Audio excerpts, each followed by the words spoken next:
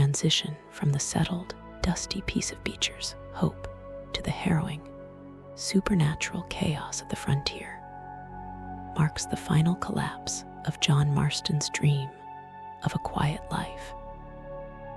This was a world that had only recently begun to trade its revolvers for the rule of law, where the encroaching civilization of the 20th century promised a taming of the wild heart of the West.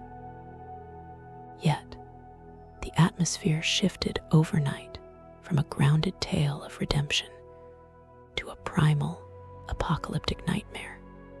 The nightmare did not begin with a political movement or a structural failure of society, but with a cold, unrelenting rain and a sudden, inexplicable sickness that turned the bond of family into a struggle for survival.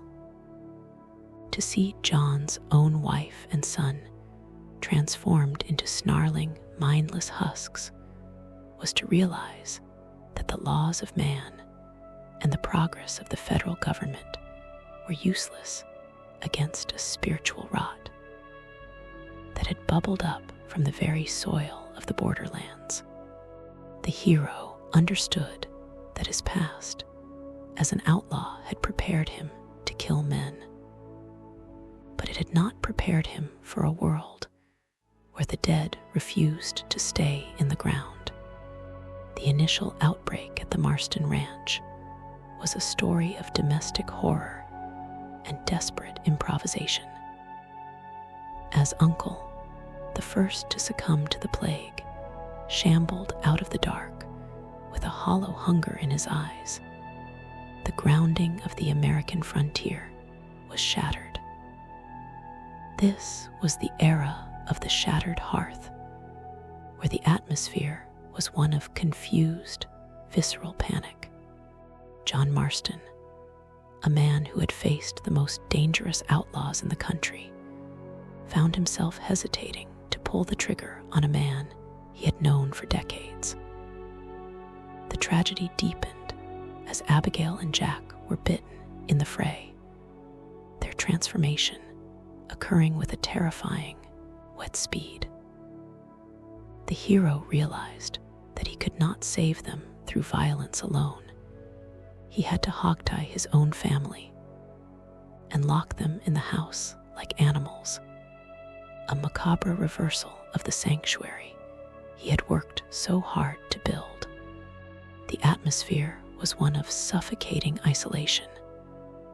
As John rode out into the night, the familiar landscape of Blackwater and Great Plains now feeling like a foreign, predatory territory, where the rules of life and death had been rewritten by a dark hand. The arrival in Blackwater was a moment of urban desolation and civilizational collapse. The city, once a shining beacon of modern progress with its paved streets and stone buildings, had become a gallows of the New World. This was the death of the American dream, where the atmosphere was one of ashen, ghostly silence.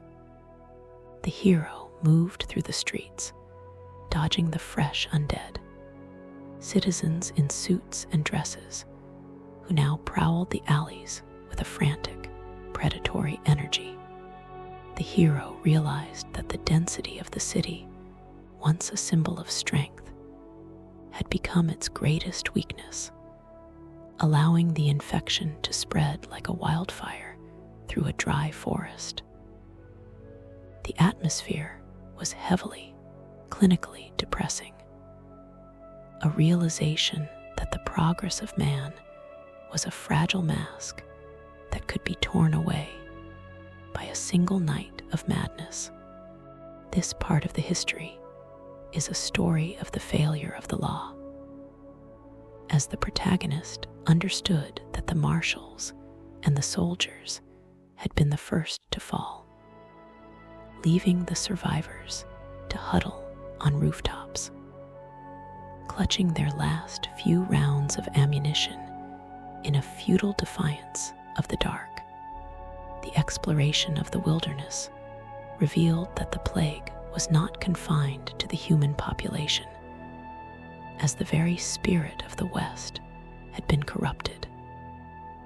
The hero encountered the four horses of the apocalypse: war, famine, pestilence, and death beings that suggested the nightmare was not a biological accident, but a biblical reckoning. This was the era of the supernatural frontier, where the atmosphere was one of mythic, heavy dread.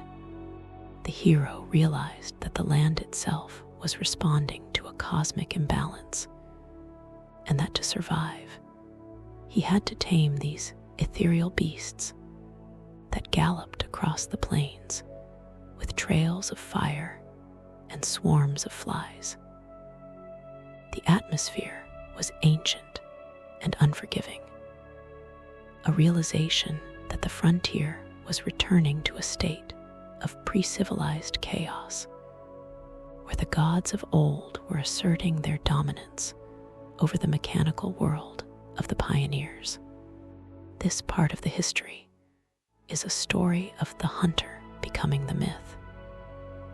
As John Marston began to use the tools of the apocalypse to navigate a world that had forgotten the meaning of the word mercy, the journey toward the McFarlane Ranch was a story of the last bastion of the old ways. Seth Briers, the gravedigger whose obsession with the dead had always bordered on the insane, became an unlikely source of information, though his manic, rot-scented ramblings provided more confusion than clarity. This was the era of the mad witness, where the atmosphere was one of dirty, cynical absurdity. Seth seemed at home in the nightmare, treating the undead as playmates and business partners, a dark mirror of John's own desperation. The hero realized that the line between the sane and the insane had been blurred by the trauma of the outbreak, and that men like Seth were the only ones who truly understood the language of the grave. The atmosphere was nauseating and frantic, a realization that the truth of the plague lay somewhere between the superstition of the past and the cold reality of the present. The defense of the survivors at the ranch was a moment of community in the face of extinction. Bonnie McFarlane, the woman who had once saved John's life, now stood as the steel-willed guardian of her family's land. This part of the history is a story of gritty, agricultural resilience, as the atmosphere became one of smoky, gun-smoke salvation. The hero assisted in clearing the ranch of the Richers and Bolters, specialized forms of the undead that represented a malignant evolution of the infection. The hero realized that the American spirit was defined by this refusal to go quietly into the night, even when the enemy was their own neighbors and kin. The atmosphere was one of exhausted, blood-slicked pride, a realization that while the world was ending, the bonds of loyalty remained the only currency of value. Experience ends with John Marston standing on a ridge overlooking the vast expanse of New Austin, the fires of the outbreak dotting the horizon like infernal campfires. The silence of Beecher's hope had led to a cacophony of the damned. He carried the weight of his tied-up family and the guilt of the survivor. The atmosphere was one of grim, indomitable purpose, a realization that the hunt for a cure would take him across the border and into the deepest shadows of the Mexican Revolution. The focus would now shift to the secrets of the Aztec mask, and the curse of the old gods. As the protagonist prepared to cross the San Luis River to find the source of the evil that had turned the frontier into a living hell. The final legacy of this first stage of the nightmare is a story of the vulnerability of the frontier. The hero realized that the Wild West was never truly won. It was merely subdued, and the darkness was always waiting for a chance to reclaim the land. As the protagonist looked at the blood-red sun setting over the desert, he understood that the redemption he had sought was now a secondary concern to the survival of the human race. The journey through the ruins of his home had provided a horrific clarity on the nature of his own mortality, revealing that the dead were the ultimate conquerors of the American landscape. The story of the Undead Nightmare finds its first brutal resolution in the chambering of a single bullet, leaving behind a man who is no longer just a farmer, but the last hunter of the apocalypse. The crossing of the San Luis River into the territory of Nuevo Paraíso marks a transition from the frantic, localized panic of the American frontier to a grand, cinematic desolation, fueled by ancient superstition and revolutionary fire.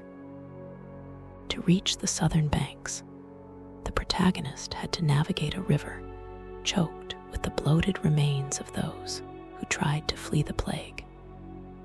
A journey that felt less like a border crossing and more like a descent into a sun-drenched underworld.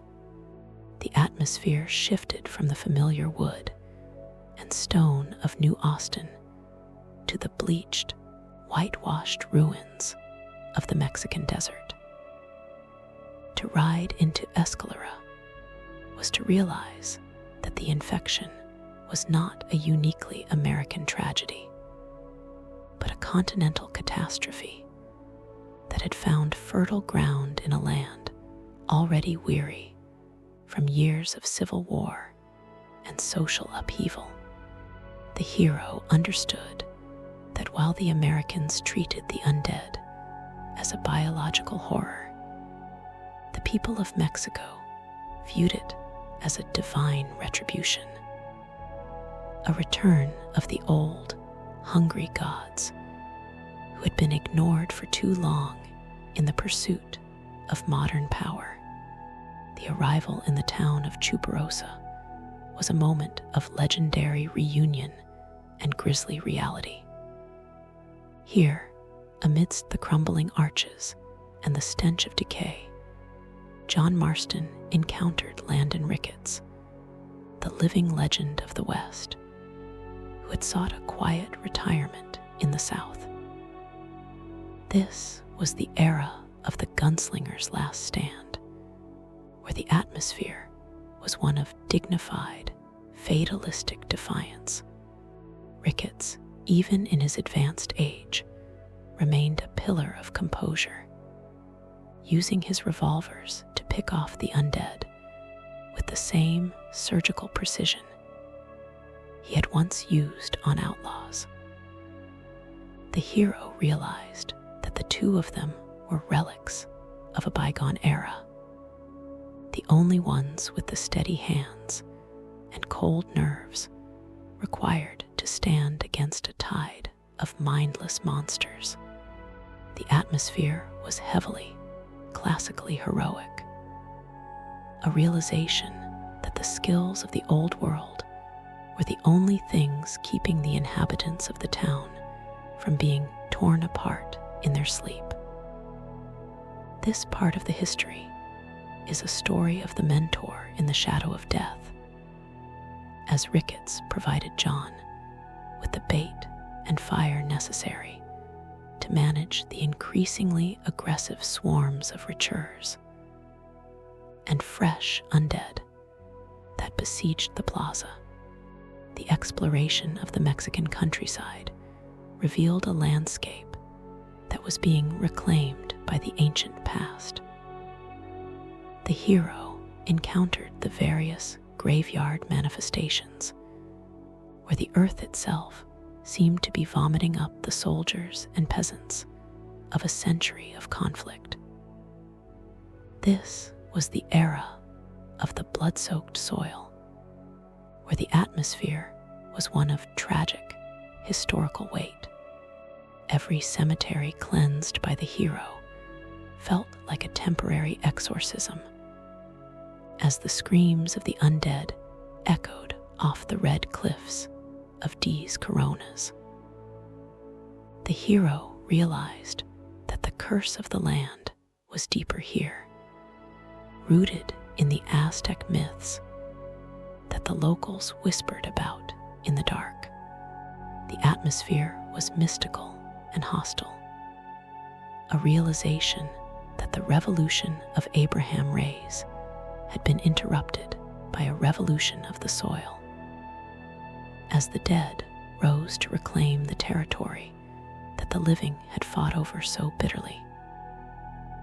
This part of the history is a story of the futility of politics, as the protagonist understood that the struggle for the presidency of Mexico meant nothing in a world where the voters were eating the candidates. The encounter with the legendary El Chupacabra in the fields outside Torquemada was a story of cryptid reality and primal terror. As the protagonist tracked the slinky, goat-sucking monstrosity through the brush, the atmosphere became one of paranoid, night-scented predation. This was not a mindless zombie, but a calculated, predatory being that represented the survival of the fittest in a broken ecosystem. The hero realized that the nightmare had opened a door for the creatures of folklore to walk the earth once more, turning the frontier into a living bestiary of the macabre. The atmosphere was tense and primal, a realization that the natural order had been completely subverted. By slaying the beast, John Marston was not just protecting livestock. He was asserting human dominance over a world that was trying to push humanity back into the caves. The journey toward the monastery of Las Hermanas was a story of faith under siege. The nuns, led by a stern, iron-willed Mother Superior, had turned the holy site into a fortress, using holy water and prayer as a psychological shield against the darkness. This was the era of the miraculous resistance, where the atmosphere was one of incense-choked, desperate sanctity. The hero assisted in clearing the courtyards, witnessing the physical power of belief, as the sisters refused to abandon their post, even as the dead clawed at the gates. The hero realized that the church was the only institution left that offered any sense of moral continuity in the face of the apocalypse. The atmosphere was one of shattered, blood-splattered piety, a realization that even the hand of God was being tested by the hunger of the grave. Intervention of Mother Superior provided the hero with a crucial alchemical insight. By testing the effects of holy water on the undead, she revealed that the plague had a spiritual component that could be combated with the rites of the church. This part of the history is a story of the fusion of gun and cross, as the atmosphere became one of righteous, flaming retribution. The hero realized that his mission was moving away from simple survival toward a sacred quest to purge the land. The atmosphere was intense and liturgical. A realization that the Aztec mask, rumored to be in the hands of the revolutionary Abraham Reyes, was the key to the lock of the nightmare.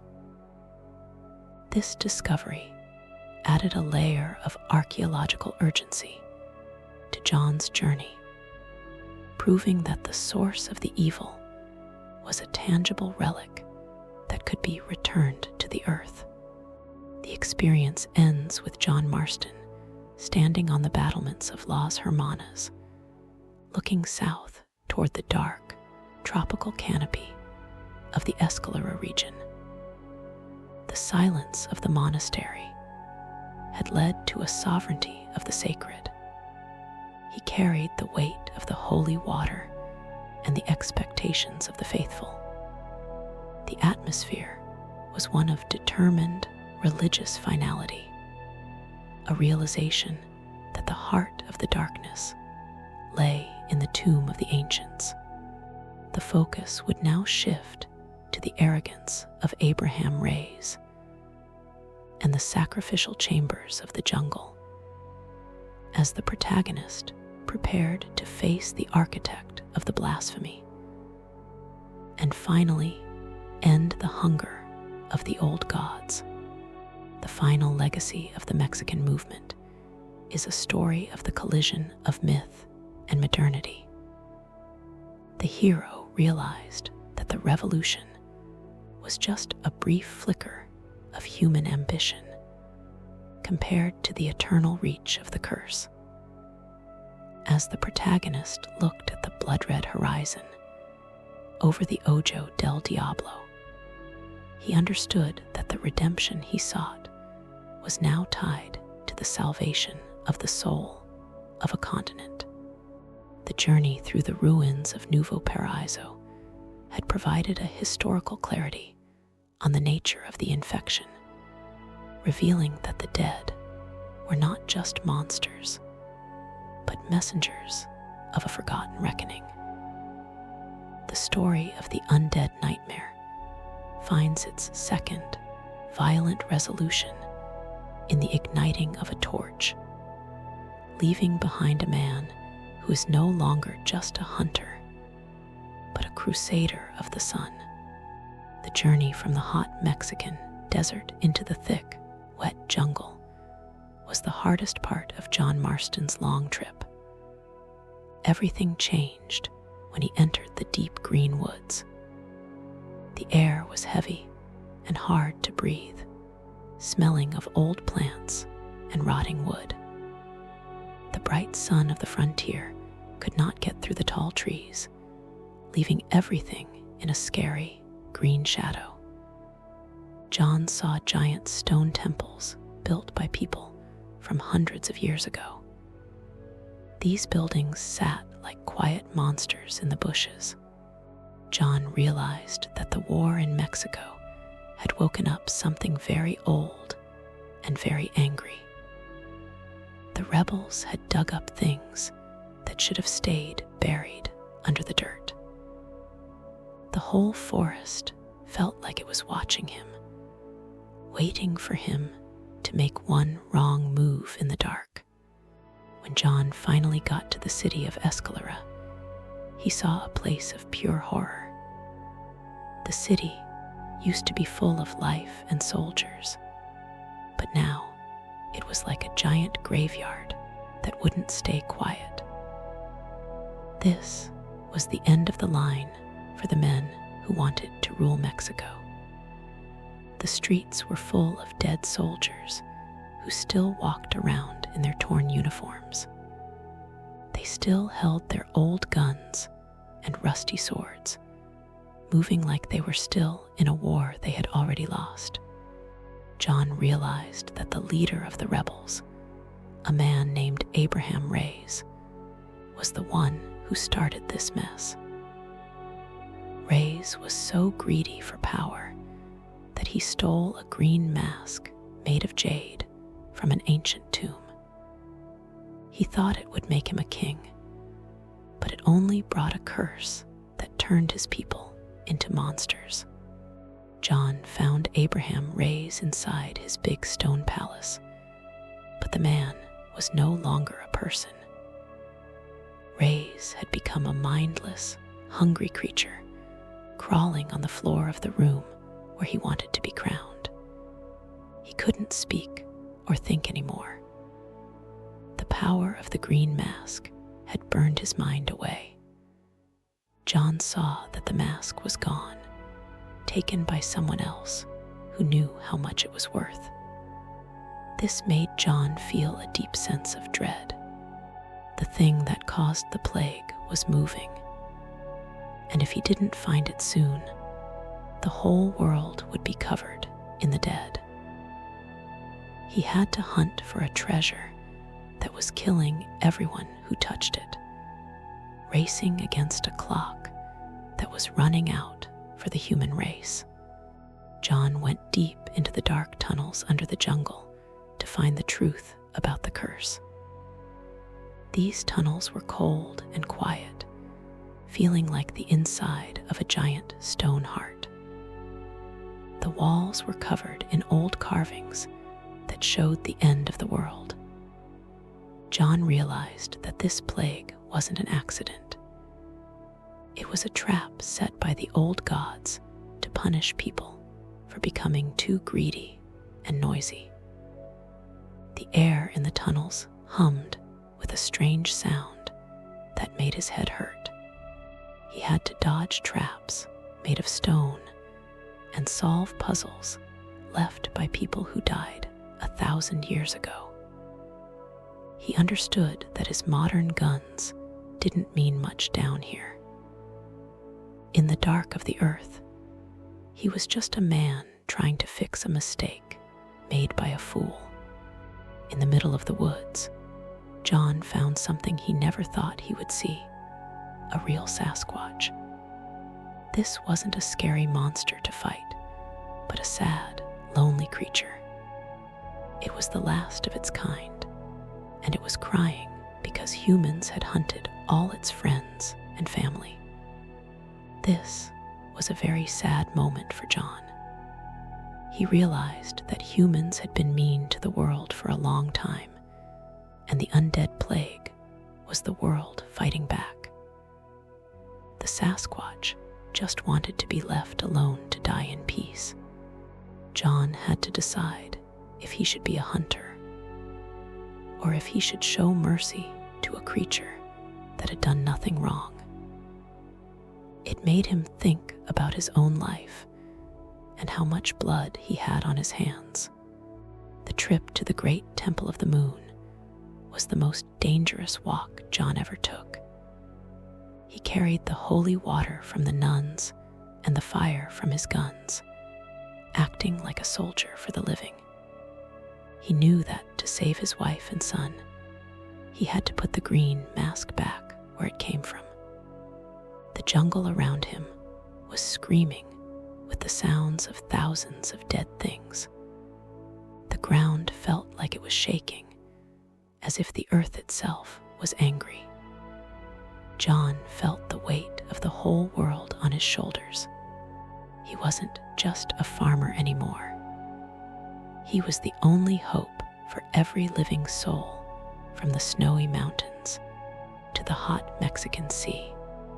At the end of the jungle, John stood in front of a giant stone pyramid. The dead were everywhere, howling at the moon. John looked at the green moon in the sky and knew he was close to the end. He had the map, and he had the will to finish this. He had grown from a man trying to save his ranch into a man trying to save history itself.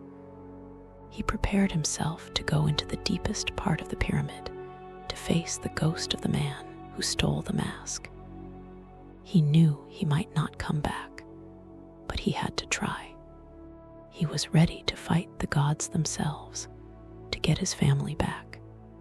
This was the final lesson John learned in the jungle. The past never really goes away.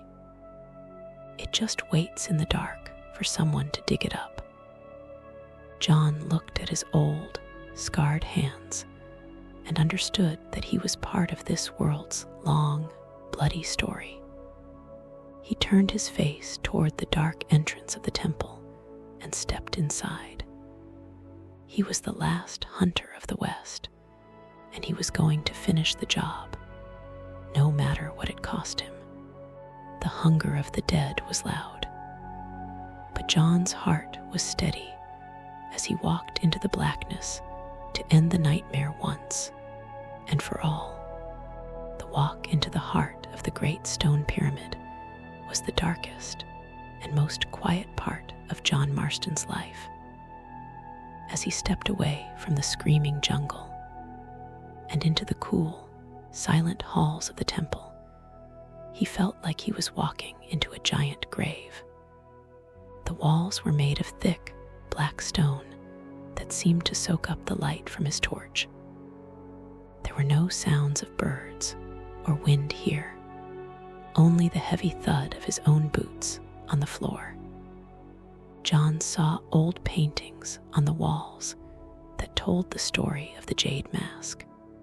It was a gift from the gods of the underworld, meant to keep the dead and the living apart. By taking it, Abraham Reyes had broken a lock that had been closed for thousands of years. John realized that his job was to be the one to turn the key and lock that door again, even if it meant facing things that no man was ever supposed to see. Deep inside the pyramid, John found a giant room filled with gold and the bones of ancient kings. In the center of the room stood a stone altar, and on that altar was the source of all the trouble. He saw a woman there, a woman who looked like she had been dead for a very long time, but was still moving. She was the one who had taken the mask from Reyes. She believed that by wearing the mask, she could become a god and rule over the world of the dead. John saw the mask glowing with a sick, green light that made the shadows on the walls dance and stretch. This was the moment where the grounded life of a cowboy met the terrifying power of the old world. John didn't care about gods or magic. He just wanted to go home to his wife and son, and this woman was the only thing standing in his way. The fight inside the tomb was fast and violent. The woman used the power of the mask to call up the spirits of ancient warriors from the floor. These were not like the slow, shambling zombies from the towns. They moved like snakes and fought with stone spears that could cut through leather like butter. John had to use every trick he had learned as an outlaw and a hunter to stay alive. He used his fire bottles to light up the room and his high-power rifle to shatter the stone shields of his enemies. The air was full of dust and the smell of old gunpowder. John realized that the mask was protecting the woman, creating a shield of green energy that his bullets couldn't break. He had to wait for the right moment, a single second, when the mask's power would flicker so he could make his move. John noticed that the room was reacting to the fight. The stone ceiling began to crack, and dust fell like snow onto the gold below.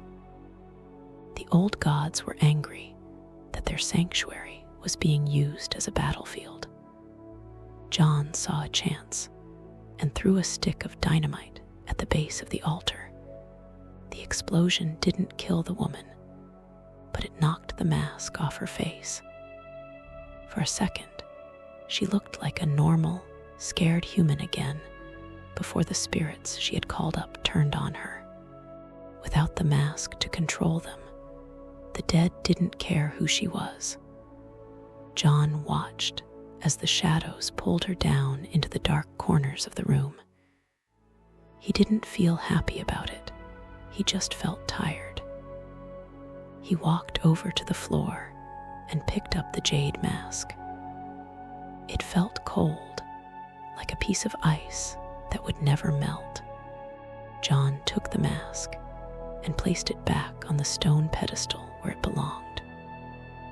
As soon as the stone touched stone, a giant wave of blue light shot out from the altar. It moved through the pyramid and out into the jungle, spreading across the whole world like a fast-moving cloud. John felt a great weight lift off his chest. Outside, the millions of walking dead stopped in their tracks. Their yellow eyes turned dark, and they fell to the ground, finally becoming still and quiet. The green moon in the sky turned back to a normal, pale white. The curse was broken. The spirits of the ancestors were satisfied that their treasure had been returned.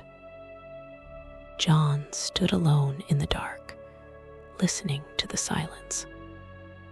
For the first time in weeks, the world felt like it belonged to the living again. The trip back out of the pyramid was a long, lonely walk. John emerged from the stone doors to find the jungle was quiet. The screaming had stopped, and the air felt fresh and clean. He began the long journey back to his ranch in Beecher's Hope. He rode through the Mexican deserts and across the river, seeing the piles of dead bodies that would now stay dead. He saw the survivors coming out of their houses, looking at the sky with tears in their eyes. John didn't stop to talk or be a hero. He just wanted to see Abigail and Jack. He hoped that the blue light had reached them in time, and that the monsters he had locked in his house had turned back into the family he loved. His heart was beating fast as he saw the familiar hills of his own land. When John arrived at his ranch, he saw the front door was still closed. He jumped off his horse and ran to the window. Inside, he saw Abigail and Jack sitting on the floor. They weren't snarling or biting, they were just confused and tired. They looked up and saw him, and for the first time in the whole nightmare, John Marston smiled. He opened the door and hugged them, feeling the warmth of their skin and the reality of their breath. The world was scarred and many people were gone, but his family was safe. He had done what he set out to do. He had hunted the dead across 2 countries and beaten the old gods at their own game. He thought that finally, the long night was over and he could be a simple farmer again. But the history of the West is never that kind. Even though the plague was gone, the world John knew was still changing. The government was still coming for him, and the law didn't care that he had saved humanity from a supernatural end. John sat on his porch and watched the sun go down over the Great Plains. He felt a sense of peace, but also a lingering shadow. He knew that even if the dead stayed in the ground, the ghosts of his own past would never stop hunting him. He cleaned his gun one last time and looked at his son, hoping that Jack would never have to see the things his father had seen. The nightmare was over, but the story of John Marston was moving toward its own final, dusty conclusion. The final legacy of the pyramid is a story of a man who did the impossible for the people he loved. John had faced the end of the world and won. He had proven that the human spirit is stronger than any ancient curse or hungry god. As the stars came out over Beecher's Hope, John took a deep breath of the night air. It didn't smell like rot anymore. It smelled like rain and grass. He had returned the mask, saved his family, and bought the world a little more time. He knew that tomorrow would bring new troubles. But for tonight, he was just a father and a husband, sitting in the quiet of a world that had been given a second chance. The time following the return of the mask was a quiet but heavy period for John Marston. He had saved his family and stopped the dead from walking, but the world was still a broken place. The towns of New Austin and West Elizabeth were slowly trying to clean up the mess, but there were too many graves and too much sadness to ever go back to the way things were before. John spent his days working on the ranch, fixing the fences and tending to the cattle, trying to forget the sight of the green moon and the sound of the snarling dead. He hoped that, by working hard under the sun, he could wash away the memories of the dark tunnels and the blood-soaked jungle. Abigail and Jack were safe, and for a few short months, life at Beecher's Hope felt like the dream John had always wanted. But the peace was fragile, and the government men who had used John to hunt his old gang were still watching from the shadows of Blackwater. The end of John Marston's life did not come from a monster or a curse, but from the cold, clockwork march of the law. Edgar Ross and a small army of soldiers arrived at the ranch, not to thank John for saving the world from the undead, but to finish the job of wiping out the old outlaws. The fight at the ranch was a story of a man protecting his home one last time. John sent Abigail and Jack away on a horse, watching them ride into the trees before he turned to face the line of soldiers waiting for him. He stood in the barn, his heart steady, and stepped out into the yard to meet his end. He died under a hail of bullets, falling into the dirt of the land he had fought so hard to keep. He was buried on the hill overlooking the ranch, and for a long time, it seemed like the story of the hunter had finally reached its dusty conclusion. But the earth of the frontier had been permanently changed by the mask and the magic of the old gods. Even though John was dead, the spirit of the nightmare was not entirely gone. It was waiting for a reason to come back. Deep in the heart of the Mexican jungle, someone had stolen the jade mask again. This second theft was a quiet disaster, a new crack in the door between the living and the dead. Because John had been the one to return the mask and break the curse, his soul was tied to the fate of the nightmare. On a dark night, years after the soldiers had left, the ground on the hill at Beecher's Hope began to move. The dirt shifted, and a hand reached out from the grave. John Marston rose from the dead, but he was not like the mindless zombies he had fought before. Because he had been buried with a bottle of holy water, he kept his mind and his soul, even though his body was gone. The rise of the undead John Marston was a strange and lonely event. He stood on the hill, looking down at the empty ranch where his family used to live. He was a creature of the night now, a man of bone and rotted leather, but he still had his guns and his sense of right and wrong. This was the era of the Undead Guardian, where the atmosphere was one of quiet, ghostly sadness. John realized that as long as the mask was missing, he could never truly rest. He became a shadow that moved across the plains, a hunter who didn't need to eat or sleep. He spent his time patrolling the trails and protecting the few people left in the world from the new monsters that were starting to crawl out of the dark.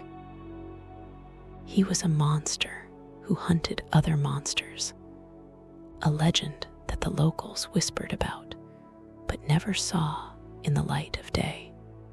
The world John saw as an undead man was a gray and hollow place. He visited the old towns and saw that they had become ghost towns once again. The people were gone, and the buildings were falling apart. He saw the 4 horses of the apocalypse still wandering the desert, and he rode them through the clouds like a king of the end times. He realized that his new life was a penance for the blood he had spilled as a younger man. He was the only one who could stand between the living and the total darkness, a soldier who was already dead, and therefore had nothing left to lose. He felt the cold wind through his ribs, but he didn't feel the pain anymore. He only felt the drive to keep moving, to keep hunting, and to wait for the day when the mask would be returned for the last time. The interaction with the ghost of the Sasquatch was a moment of shared understanding. John found the spirit of the creature he had met in the woods, and the two of them sat in the silence of the trees. The Sasquatch told him that the world was changing into something that didn't have a place for either of them. They were both relics of a time that was being erased by the gears of the new century and the hunger of the old gods. John realized that his existence as an undead hunter was a way for the world to remember its own history. He was the living memory of the frontier, a man who had seen the best and worst of humanity and was now tasked with watching over its remains. The atmosphere was one of peaceful, gray finality, a realization that some stories never truly end. They just change their shape. The experience ends with John Marston, the undead hunter, standing on the edge of a cliff in tall trees, looking out at the lights of a world that was moving on without him. He carried the weight of his own grave and the memory of the family he could never join again. The atmosphere was one of eternal, ghostly vigilance, a realization that the hunt was now a permanent part of his soul. He looked at the moon and saw that it was clear and white, but he knew that as long as men were greedy and the mask was out there, the nightmare could return at any moment.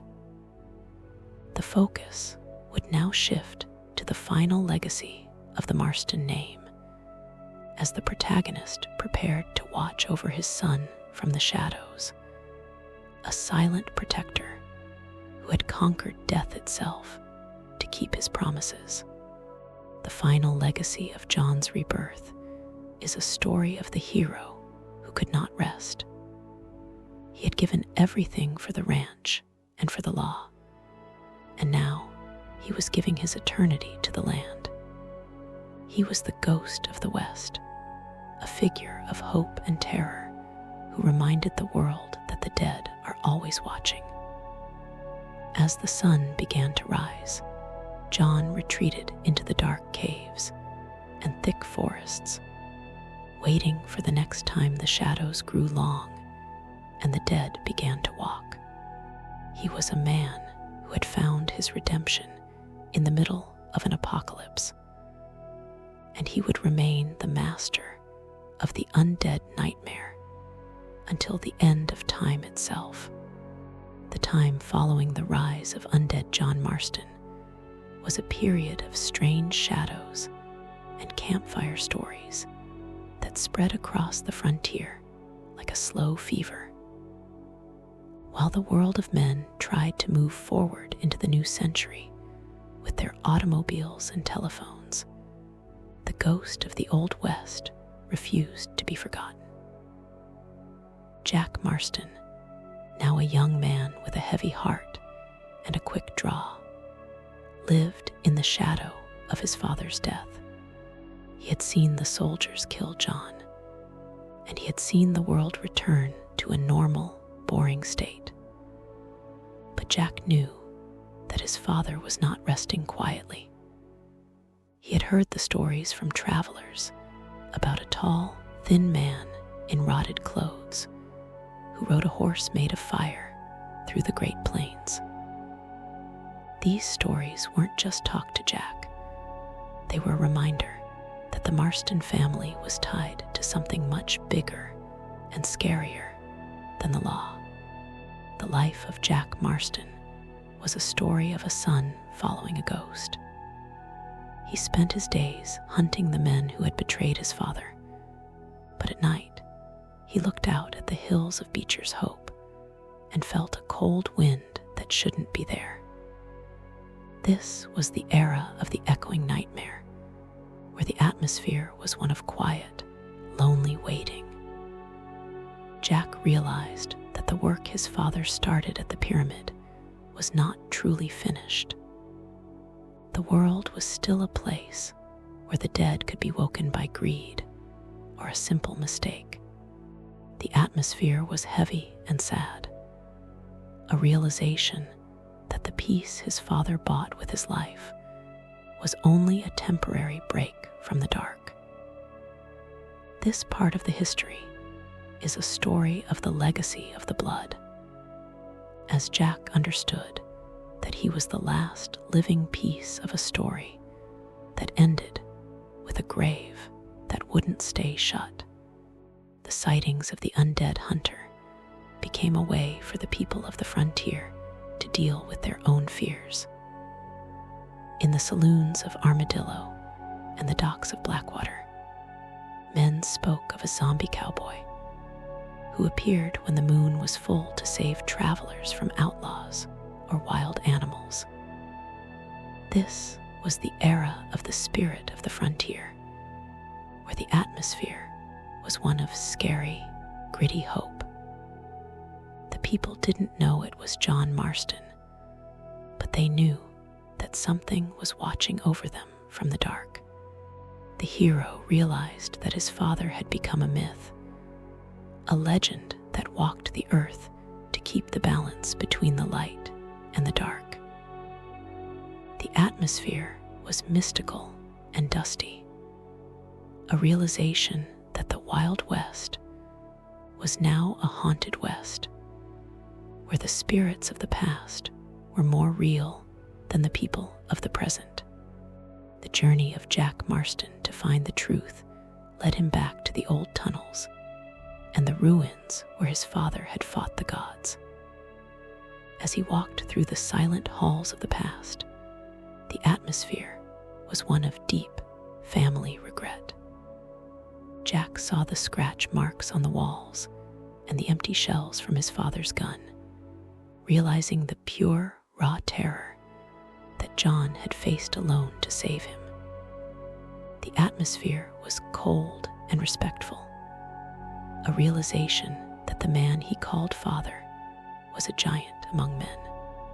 This part of the history is a story of the weight of the hat. As Jack picked up the old, dusty headwear of his father and felt the crushing responsibility of the Marston name, he understood that he wasn't just a hunter of men. He was the son of a man who had stared into the eye of the apocalypse and didn't blink. The encounter between Jack and the undead John was a moment of silent, heartbreaking recognition. On a high ridge overlooking the river, the living son and the dead father stood in the moonlight. They did not speak, for the dead have no words for the living, but they looked at each other with an unbreakable, blood-bound understanding. John, his face a mask of rotted skin and glowing eyes, tipped his hat to his son before vanishing into the morning mist. This was the era of the final handoff, where the atmosphere was one of brave, tear-stained closure. Jack realized that he didn't need to fear the ghost of his father.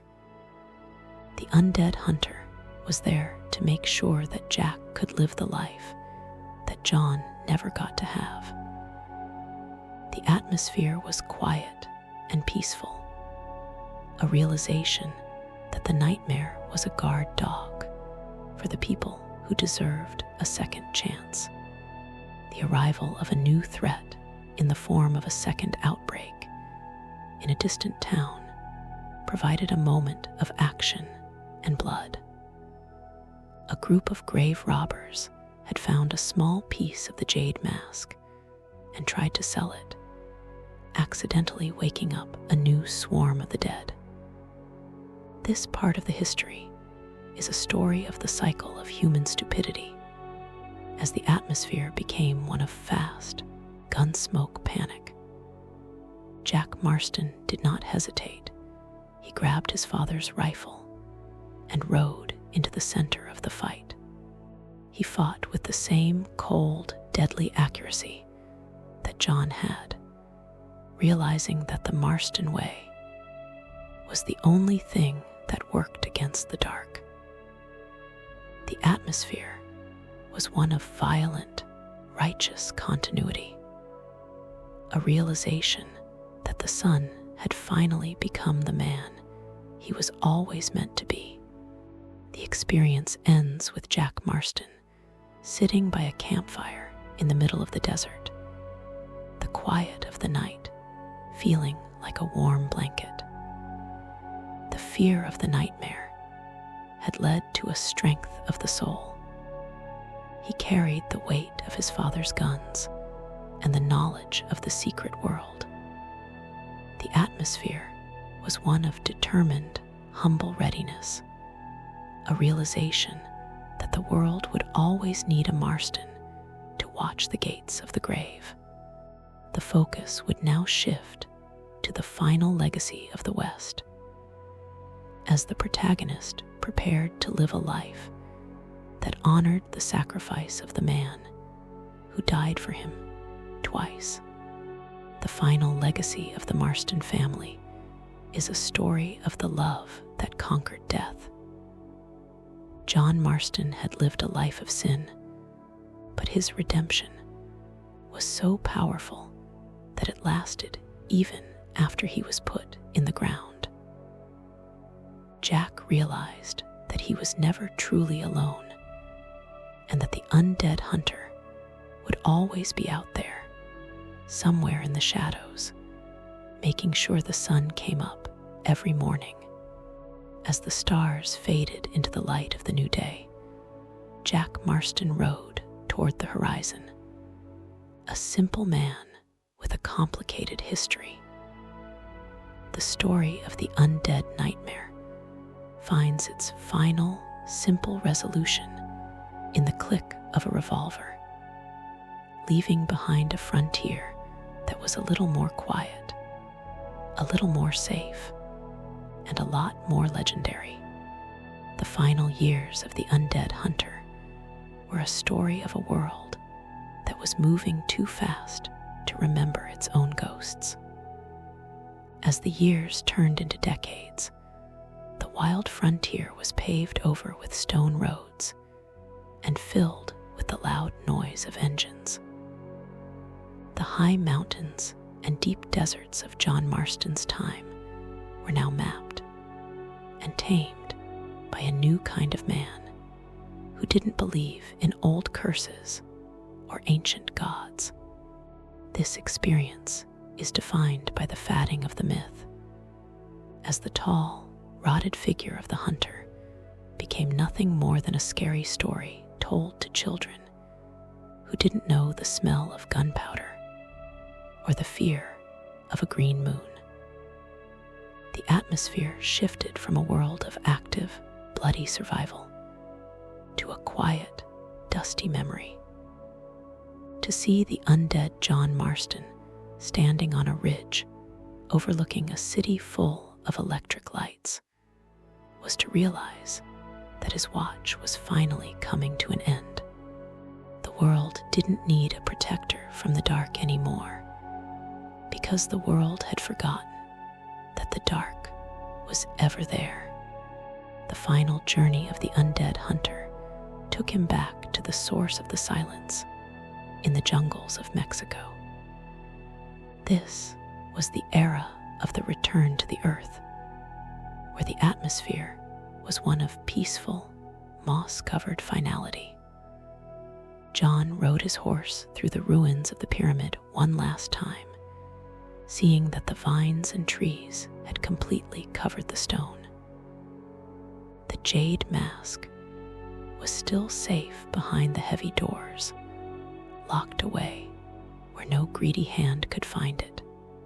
The hero realized that the sacrifice of his soul had worked. The old gods had gone back to sleep, satisfied that the balance had been kept for a whole generation.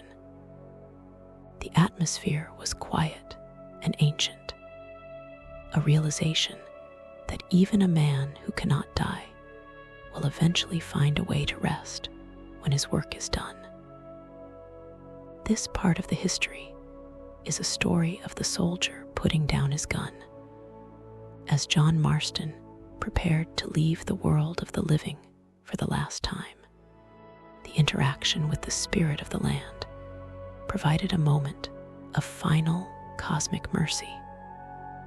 As John stood in the center of the old temple, the air began to glow with a soft blue light that didn't feel cold or scary.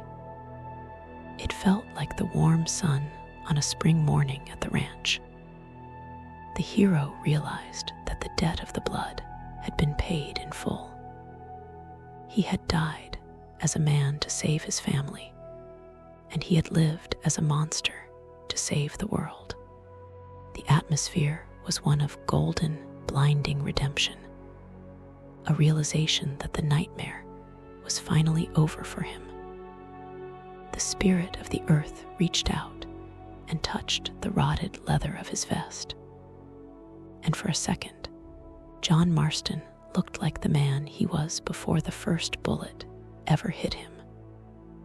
The atmosphere was viscerally, heartbreakingly beautiful, a realization that the hunter was finally being allowed to go home to the great silence, where no one would ever hunt him again. The disappearance of the undead hunter from the frontier was a moment of historical completion. One morning, the travelers and the locals noticed that the tall shadow was gone from the ridges of New Austin. The horse of fire was no longer seen running through the Great Plains. This was the era of the true sunrise, where the atmosphere was one of clear, simple reality. The people felt a strange sense of loss, like a piece of the Old West had finally died for real. The hero realized that by vanishing, his father had given the world the greatest gift of all, the freedom to forget the fear. The atmosphere was light and airy, a realization that the Marston legacy was now a secret kept by the stars and the soil. This part of the history is a story of the myth becoming the wind, as the name of John Marston became a whisper in the tall grass. The final resting place of the jade mask was sealed by a tectonic shift that buried the pyramid deep under the jungle floor.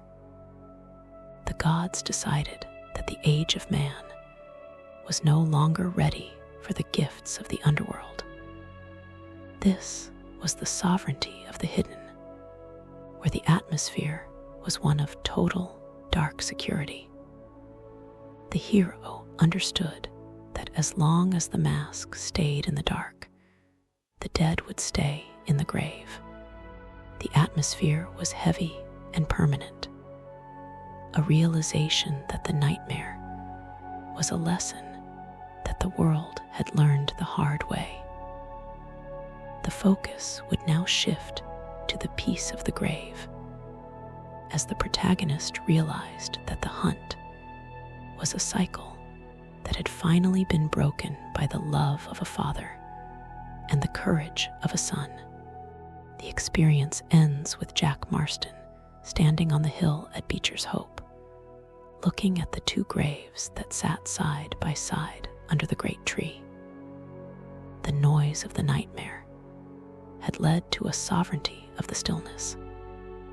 He carried the weight of the family name, but not the weight of the curse.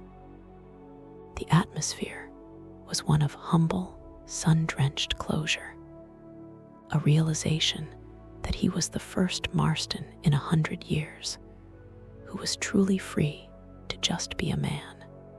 He looked at the horizon and saw a world that was bright and new, a world that didn't know how close it had come to the end. The focus would now shift to the future of the frontier, as the protagonist prepared to walk away from the ranch and start a life that wasn't written in blood. The final legacy of the Undead Nightmare is a story of the strength of the human heart. John Marston had faced the devil, the gods, and death itself, and he had won. He proved that even when the dead walk the earth, the things that make us human, like loyalty, bravery, and sacrifice, are the only things that matter. As the sun set over the hill for the last time in this story, the ghost of the West was finally at peace. The story of the Undead Nightmare finds its final, eternal resolution in the silence of the hill, leaving behind a world that was saved by a man who refused to give up, even after he was dead. The long night was over, and the day of the living had finally arrived to stay.